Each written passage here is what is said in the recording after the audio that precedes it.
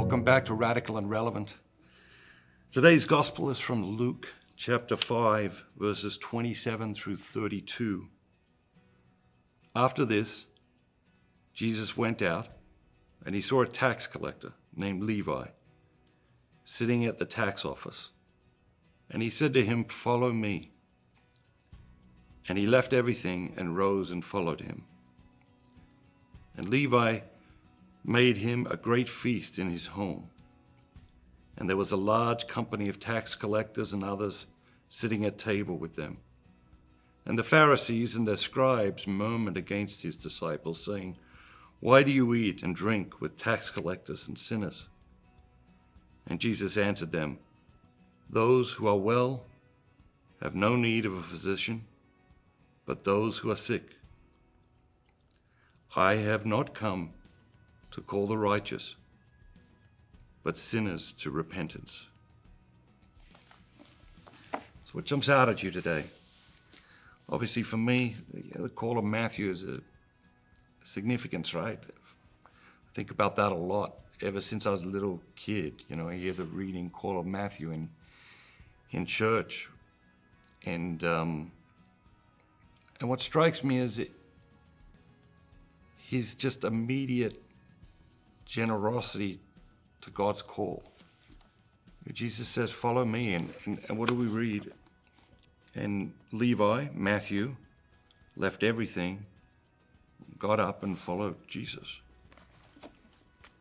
And I think about when God calls me to do something and, how hesitant I can be, or not interested, or looking for excuses, or trying to get out of it, or just slow to respond to God's call. I was reading last year a book of Jewish spirituality, and there was this rabbi from about 1,000 years ago, literally 1,000 years ago, and he was talking about generosity and sort of described these two movements of generosity.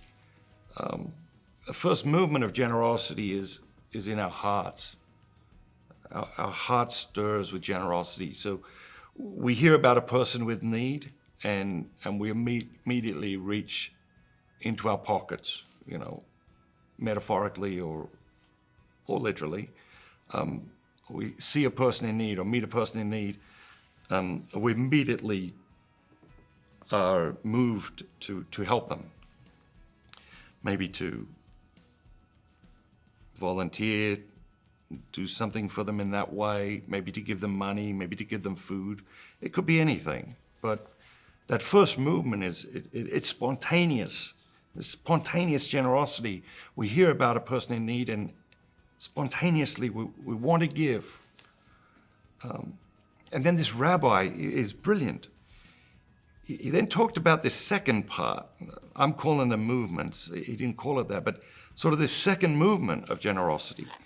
And what he said was that from the moment our heart has that impulse to give, almost immediately our head will start to talk us out of our generosity.